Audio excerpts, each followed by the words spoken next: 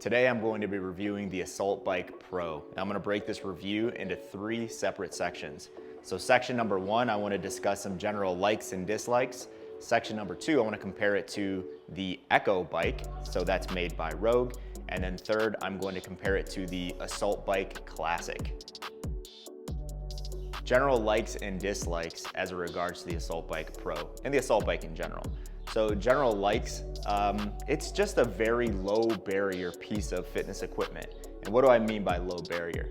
Absolutely anyone can use this thing. So you may have a client or you yourself may not have a lot of experience in fitness. You could be in your garage, you could be on Amazon or on assaultfitness.com. You could buy this thing, it arrives, you put it together, and day one you can use it.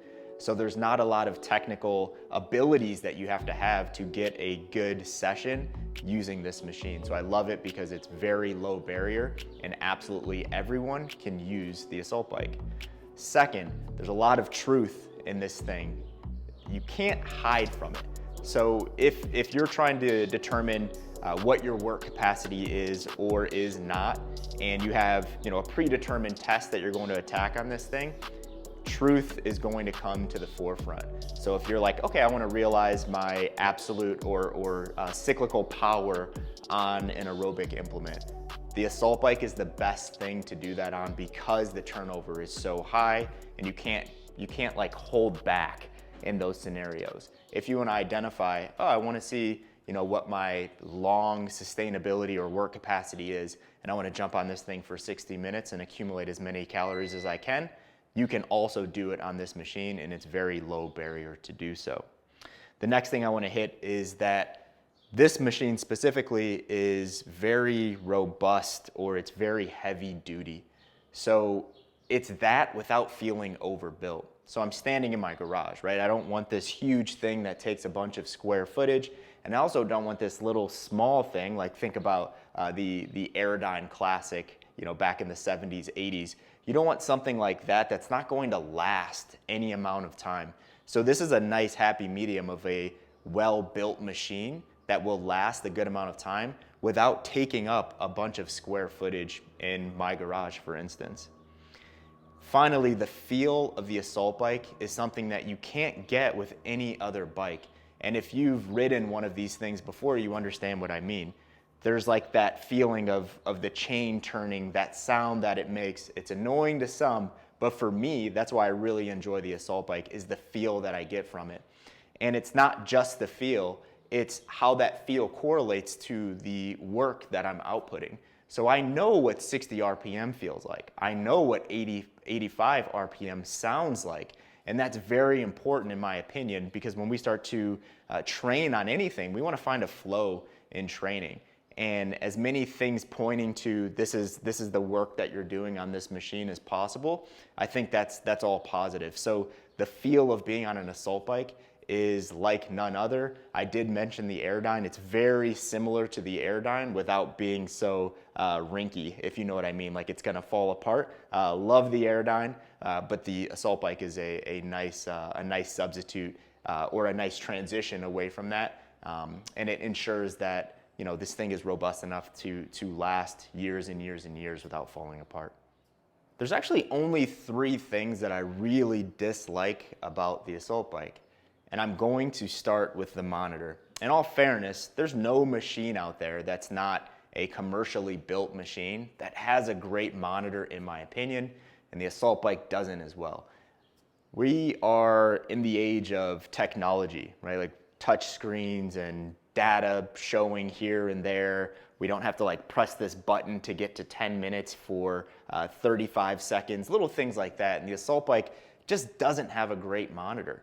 It's very archaic, and I'm not saying that as it compares to other bikes, I'm just saying it in general. When we look at like getting into our new cars or using our iPads or jumping on our MacBooks, Assault is just a little bit behind the times in my opinion.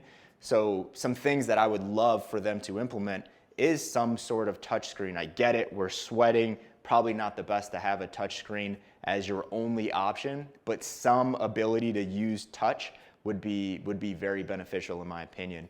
Another thing is to get to where you're trying to go a little bit quicker. A very specific example of this is if I wanted to do 5 minutes on and 5 minutes off on this, I have to press this up arrow for literally probably 60 seconds to get to 5 minutes. It's like 1 second, 2 seconds, 3 seconds, so on and so forth. So I don't even use the interval setting on the monitor because I'm just not willing to spend that much time to set those intervals. So if we could get to where we want to go just a little bit quicker, I think the monitor would be a lot better. The next thing I want to hit on, and this is so much of a personal preference for me, but the time stop. So if I jump on this thing and I start pedaling and going, calories start to accumulate. At the top of the screen, there's a time piece, and it goes 1, 2, 3, 4, 60 seconds, 2 minutes. When I jump off, I want that timer to keep going because I don't want to have 3 timers. I don't want to have my timer here and using my watch and then not being able to use this. So if I'm doing like a mixed modal piece, so imagine me doing burpees and assault bike for 12 minutes. I want the assault bike to keep track of that 12 minutes. I'll get into the assault bike classic a little bit later, but this doesn't do it. So if I jump off at 45 seconds, it stops at 45 seconds. And the first time I used it, I thought it was going to keep time for me. And then I kind of had to just guess because I didn't have an active timer. So it would be very beneficial for me personally if the timer just rolled through. So being able to do pieces that are not just cyclical only pieces on the assault bike and the assault bike helping me do that would be really beneficial. So just an ongoing timer. And then the last thing that I don't like about the assault bike or any flywheel bike or air bike in general is the arms. The arms are always just unstable. So I want these things to be locked in. I don't want them to have any give. And if I'm using this thing for 30 days, I don't want to have to come with with pliers and tighten this thing down. So these things here, the footrest, they just become a little bit loose. And that's on every bike that I've ever tried in terms of the active arm and active leg motion. So for them to be able to stabilize that just a little bit more would be really beneficial in my opinion. Comparing the Assault Bike Pro to the Echo Bike. So I chose to compare it to the Echo Bike because I think these machines are probably 1 and 1A or 1 and 2 in most people's opinion. So I think they're most closely related. So that's why I wanted to compare this to the Echo. So the first thing in the differences between these two machines, and if you've ever seen the Echo, it's very apparent that the Echo is a very large machine. So I would call it overbuilt. And that's just my opinion. Based on what I said previously on square footage, and I want like maneuverability of the machine and all of that, like I move this thing around a lot. I bring it outside, I move it to the middle of the garage, but I want to tuck it in the corner. I still want to be able to pull in 2 cars in here. The Echo wouldn't allow me to do that just because of how overbuilt it is. So when we look at square footage, when we look at square footage regarding what this takes up versus the Echo is taking up probably 20 to 25% more square footage. So for me specifically, it's so wide that I wouldn't be able to pull a car in my garage if I had it up against the wall. But with the assault bike, I can. But overbuilt is bad in my opinion and in my circumstances. But if you have a bunch of square footage, you have a bunch of people that are coming into your gym and you're beating that thing up, overbuilt might be a good thing for you. So that's kind of personal preference. Do you want something that's overbuilt or built just good enough? And in my opinion, the Assault Bike Classic is built just good enough. The Assault Bike Pro is built really well, and the Echo Bike is overbuilt for my circumstances. The next piece that I want to hit on that's really important is just the mechanisms that allow these things to work, the Assault Bike and the Echo Bike. So starting with the system that actually gets this thing going. The Assault Bike uses a chain-based system. I like that because I like the sound relative to what I said in that last piece. I like the sound that it gives me, the feedback that it gives me. The Echo Bike uses a belt system. So positives and negatives of both, right? For me personally, I like the feel of the Assault Bike more when I get on an Echo Bike. It feels like it's just going and I'm putting out work, but I don't have any feedback in terms of, my RPM and where that's at unless I'm looking at the screen. Positives of a belt operated system, you don't have to maintain it, right? Like your car is operated by belts, not chains. So when we look at maintenance and how long it's going to last, the belt is just going to last longer. So personal preference, look at chain versus belt. Do you like the feel of the chain? Is the chain too loud for you? Do you like the quietness of the belt? Like if you're training, upstairs, your gym is not in your garage, it's upstairs, and you have like family sleeping, go with a belt because this thing will wake them up. If that's not a consideration for you and you like that feedback of the chain, I would go with the assault bike. But again, that's very personalized in what your preference is. The next piece is the seat. So the seat on the Echo bike is really big, a little bit too big in my opinion, depending on what kind of pieces I'm hitting. So if I'm getting on that thing and I'm going for 60 minutes, I love the Echo bike. It's very comfortable. If I'm on the assault bike for 60 minutes, I'm standing up every 5 or 10 because it's really hard, it's really narrow, it's going up you know where, you know what I mean? So if it's a longer piece, I would actually prefer the Echo bike and the largeness of that seat. If I'm doing like intervals, if I'm on and off this thing, and those intervals are short, I like the smallness of the assault bike. It's more like a typical bike that we would jump on and ride, whether it's a road bike or a mountain bike. So again, personal preference, what kind of training are you doing on this thing? If you like the larger seat, obviously you can replace the seat on the assault bike, or if you don't like the large seat on the Echo bike, you can replace it as well, but that's a huge difference in my opinion. The last thing I want to hit on is the fan blades. So the fan blades on the assault bike are cheap sounding and cheap feeling. If you look at the fan blades on the Echo bike, those things are very, very heavy duty. And that's Rogue, right? Like everything that Rogue makes is very heavy duty and it's just big. I don't know if one is better than the other. I do know that the feel on the Echo bike is a lot different than the feel on the assault bike.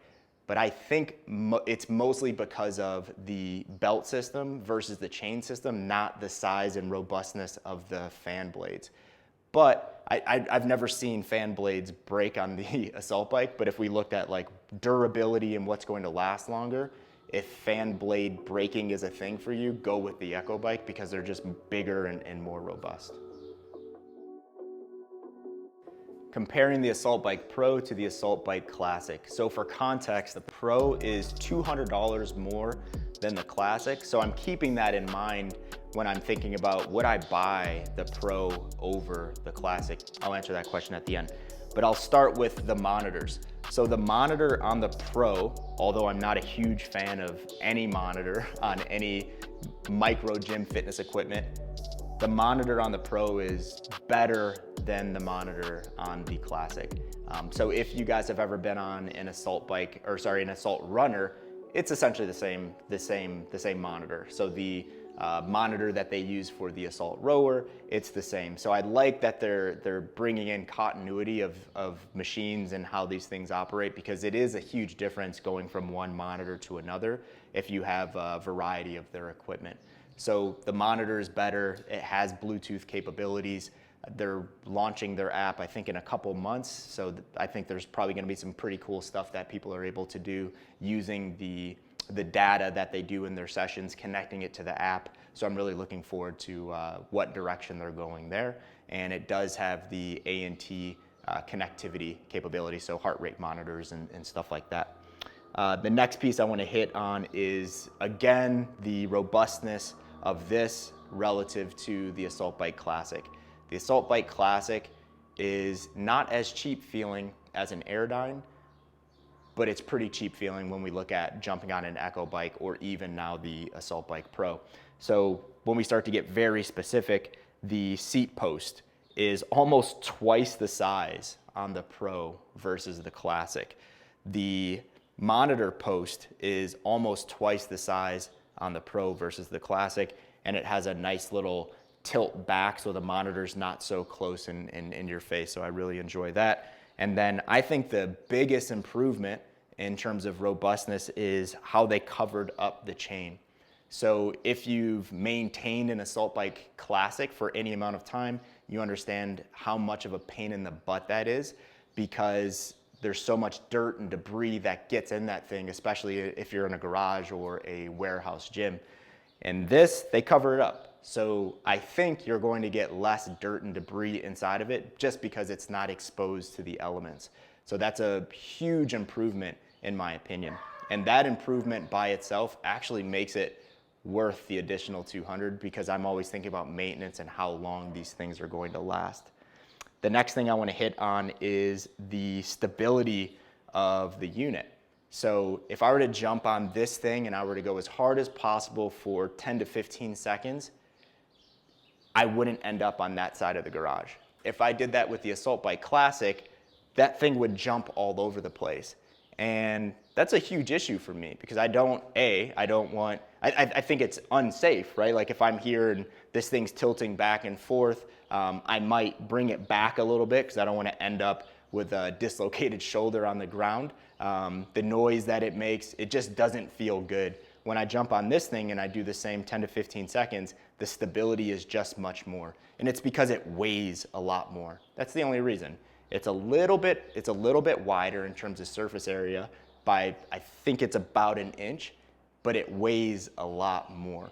So the robustness of this versus the Classic is a huge plus in my opinion. The last thing I want to hit on, and this is something that I was actually personally really excited about because I have coached a number of, let's just call them shorter individuals, and I do have a 10-year-old son that uses this. And the old Assault Bike Classic, we would actually have to put things on the pedal to elevate the pedal height, let's call it, so he can actually extend his knees and get on this thing. We can actually go about 2 notches or 1.5 inches lower on this machine as it relates to the Classic. So if you're a shorter individual and your toes are barely on the pedals at the bottom of the Classic, you won't have that issue with the Pro because you can actually get the machine a little bit lower. Should you buy the Assault Bike Pro? I'm going to hedge a little bit and say that absolutely depends, but it depends on a couple things. First, let's talk about comparing it to the Echo bike. So I'm going to assume that you're sold and you want to get an air bike. Let's talk about which one you should buy. So if you're comparing it to the Echo bike and you're considering all the things that we talked about previously and the differences between the two, you have to think critically about those things, the upsides and the downsides, and where you want to be. Is space an issue? If space is an issue, that might be a check for the Assault Bike. If noise is an issue and you want to be as quiet as possible, that might be a check mark for the Echo bike. If robustness in terms of weight is something that you're looking for, again, that might be a check mark for the Echo bike. If you love the feel of the Assault Bike and you like that feedback of speed and effort and just that sound that the Assault Bike gives off, that might be a check mark for Assault. So as it relates to Echo versus Assault, it depends. But think about what's your outcome? What's the outcome that you're looking for?